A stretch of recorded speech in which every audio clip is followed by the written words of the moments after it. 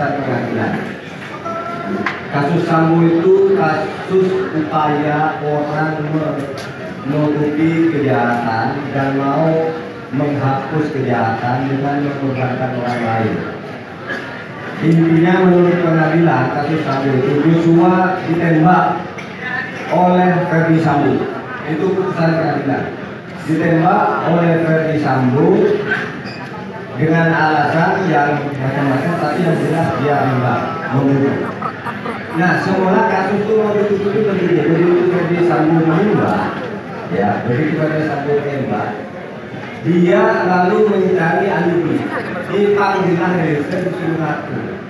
Kamu ngaku aja, kamu yang menembak karena ditembak duluan. Nanti kalau kamu menembak, ditembak duluan, karena kamu terpaksa nembak, kamu saya bebaskan.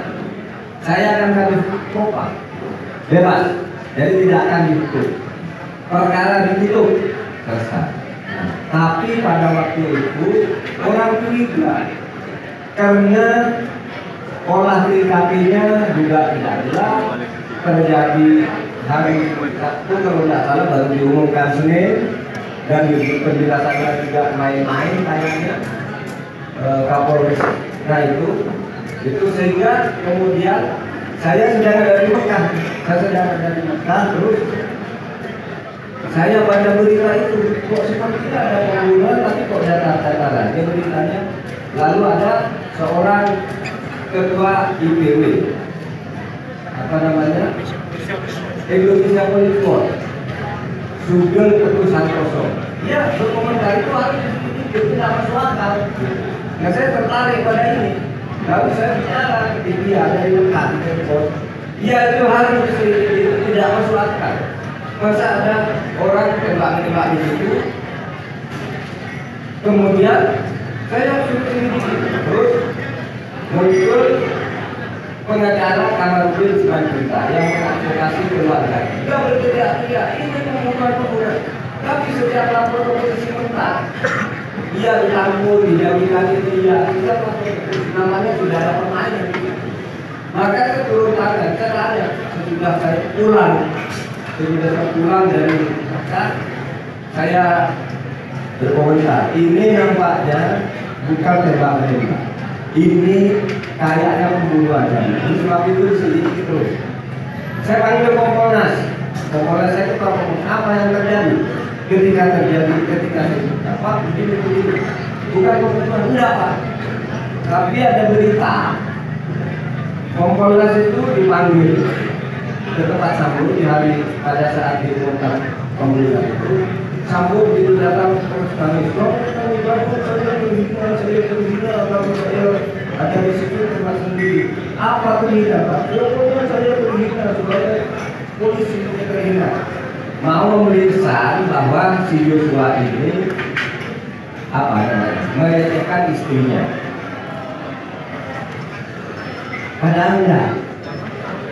Gitu. Lalu saya tanya ke Komnas HAM, sama jawabannya. Tidak ada pembunuhan, begini teorinya, begini benar dia tembak-tembak. Si Eliezer juga ketika dipanggil mengaku semula di Komnas HAM. Lalu olah TKP-nya dengan di propam itu selalu dihalangi. Gitu.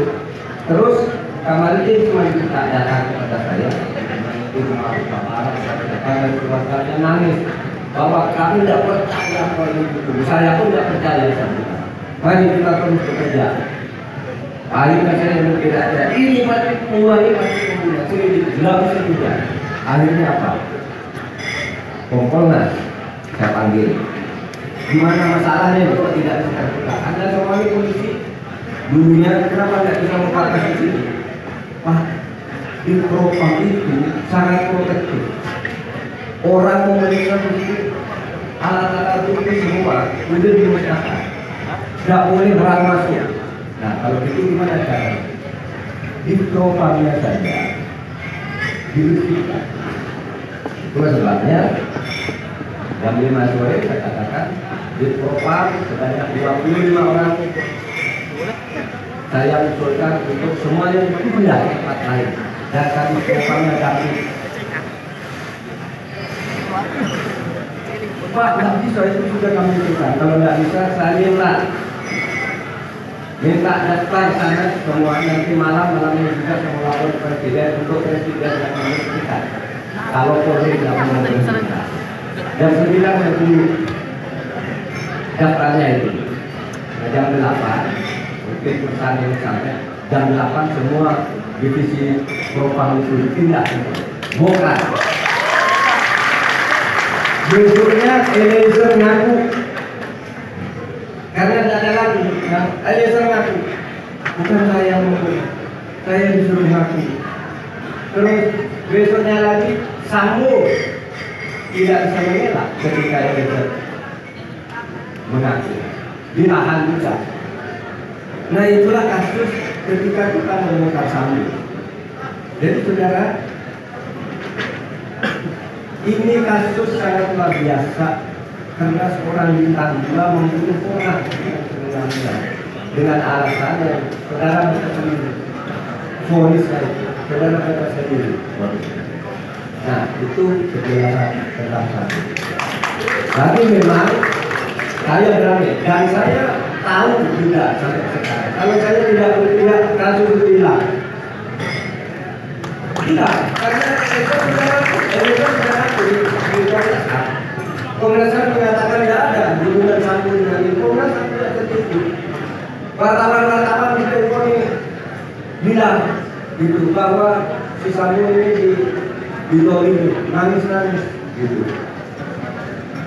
Kami selamat ya, tapi pada akhirnya pada juga kata Polri kan Sambo ketika tidak siapa tahu bisa kan usaha juga makanya tidak diketahui kan. Nah itu sudah sekalian tentang kasus Sambo dan ini kemudian dari kasus lain mudah-mudahan ke depannya kita lebih berani untuk mengungkap hal-hal seperti ini karena polisi, TNI, kejaksaan itu adalah alat negara dan alat pemerintah untuk menjamin tegaknya hukum dan keadilan. Itu luar biasa.